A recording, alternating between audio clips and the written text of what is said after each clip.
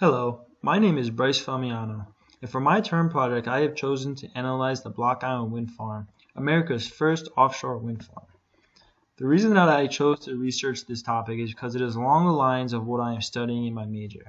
And I'm studying green markets and sustainability, and renewable energy is something that I have a passion for and I find very interesting. The goal for this project is to showcase to the public and to the viewers of this presentation why the Block Island Wind Farm is going to be economically and financially feasible for our island. The reason why this project needs to be successful is because it is an experimental development project that will determine the future of America's offshore wind industry for years to come. Projects like this could be the solutions to the energy crisis in America. Key points that will be addressed throughout this presentation elaborate on reasons why this specific wind farm was chosen and what makes Block Island location the most optimal site for wind collection. This innovative project has taken nearly a decade of planning and around $300 million in total expenses. Building offshore wind turbines to capture ocean wind has long appealed to U.S. officials who see them as an untapped source of renewable energy. Yet efforts to jumpstart the industry have faltered. None more publicly than the Cape Cod Wind Project off of Martha's Vineyard, which has been stopped by permitting struggles, legal challenges, and opposition of influential people. The approval process to get the Cape Cod project accepted was very controversial and a political decision. Many people were opposed to the concept of building these windmills. However, in the part because of its deliberately small size, only the Block Island Wind Farm has successfully navigated the legal, regulatory, and political hurdles that have tripped up others. Deepwater Wind, the Providence-based company behind the facility, used it as a stepping stone to much bigger endeavors. This experimental development will determine the future of America's offshore wind industry for years to come. The wind farm is located on the southeast side of the Block Island, which is about 20 nautical miles off the coast of Point Judith. Construction started early around 2015, and the site was fully operational in 2016 of December. In the end, a decision was settled to allow a permit of a 90 megawatt facility with a total of 15 turbines for a lifespan of 20 years. The current facility has 5 6 megawatt turbines that stand 600 feet tall. Even though the company is permitted for a 15 turbine facility, they are unsure how long or how much they want to invest in an already expensive project. The facility is located 20 nautical miles off the coast of Point Judith and just a few hundred feet off the shore of Block Island. The company Deepwater Wind partnered with GE, who designed the massive blades and turbines which were shipped in from a factory in Germany. The need for an interconnection between Block Island and the mainland. When residents look out at the altered horizon from their gray shingled houses, some see progress, the birth of a promising industry, and a way to ditch the 1 million gallons of diesel fuel that Block Island burns each year for power. The generator has been running for 80 years, and the majority of islanders have spoken, and they believe that it's time for change. Block Island's electricity rates were also the highest in the country. This windmill would drastically cut their costs, and I will get deeper into pricing later in the presentation.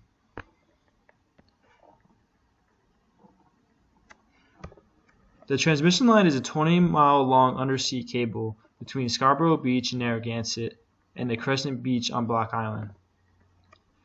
The cable weighs 5 million pounds and is capable of conducting 34.5 kilovolts.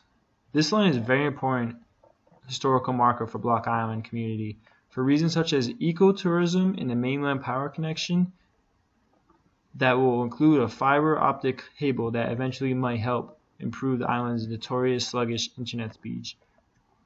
This line also is a huge safety improvement for the island because they are now connected to the main Rhode Island grid.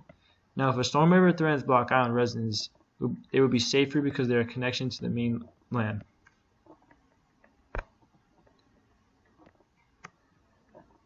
This wind farm is a major accomplishment for the state of Rhode Island in regards to lowering the carbon footprint. It will reduce the carbon dioxide emissions released into the air by 40,000 tons each year. The Block Island wind farm is expected to generate approximately 125 megawatt hours each year, supplying enough energy to power approximately 7,000 Rhode Island homes. The Block Island wind farm will be capable of supplying the majority of Block Island's electricity needs and provide an alternate energy source to the diesel fuel generators that are currently used to power the island. Throughout the predicted 20-year lifespan of this facility, it will have eliminated over 800,000 tons of carbon dioxide. This is equivalent to removing 150,000 cars off the road.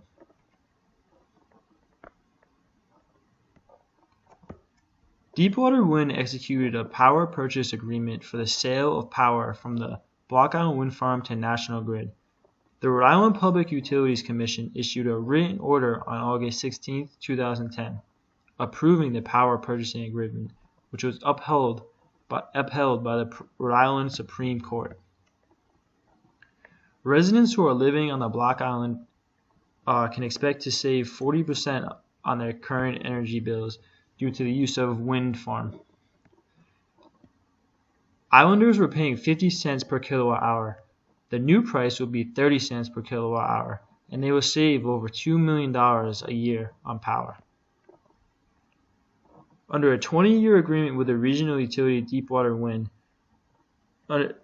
Deepwater Wind will receive 24 cents per kilowatt hour for the power generated by the turbines, with guaranteed increases over time. The average American pays about 12.3 cents. That means Rhode Islanders would pay more for power to subsidize a project benefiting Deepwater's private investors.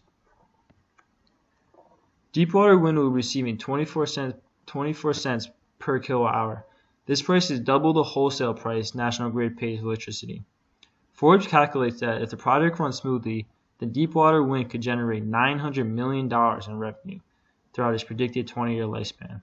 The advantage of buying electricity from this wind farm comparing to buying from the grid is that the electricity is coming from a safe and clean source.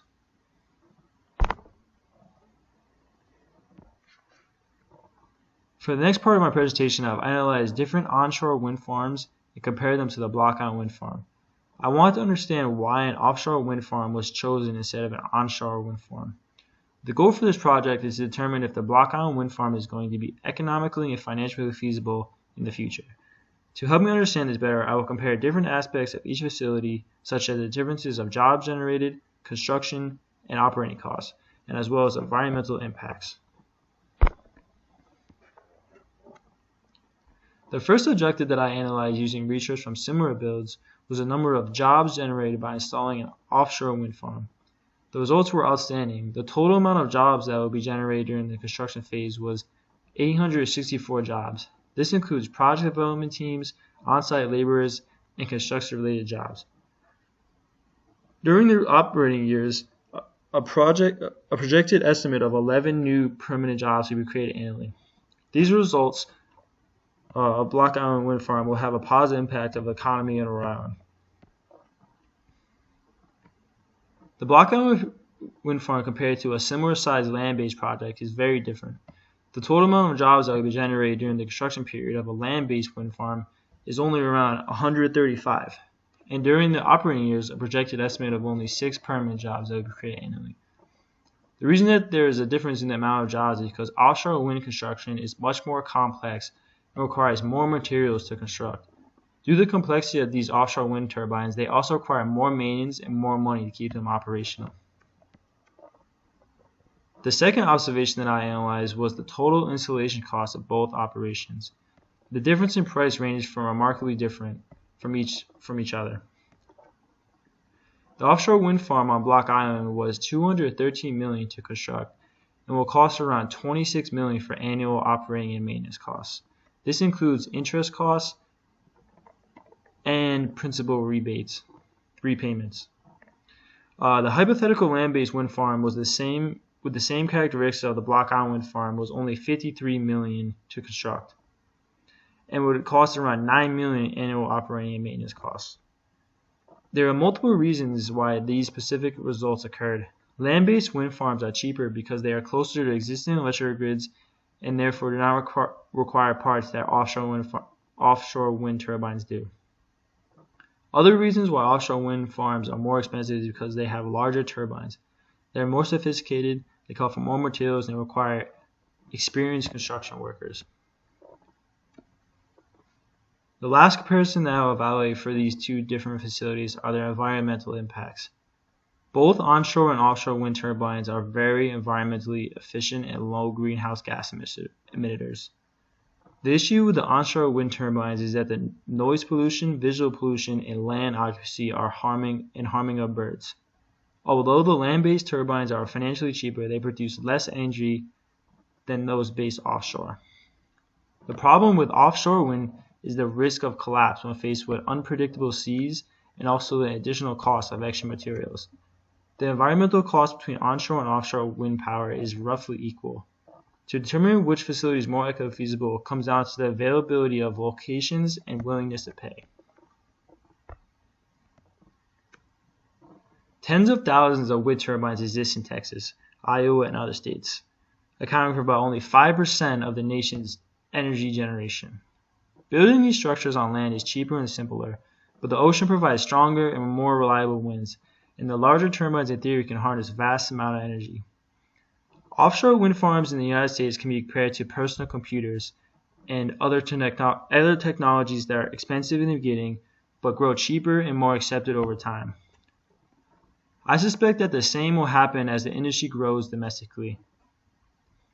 In conclusion, Block Island was chosen out of all locations in the United States because of mostly political reasons.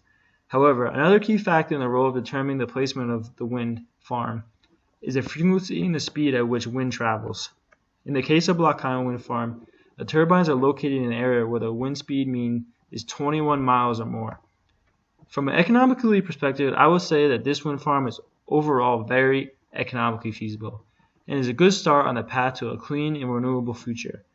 Advantages of buying electricity from this wind farm compared to buying from the grid is that the electricity is coming from a safe and clean source. Thank you.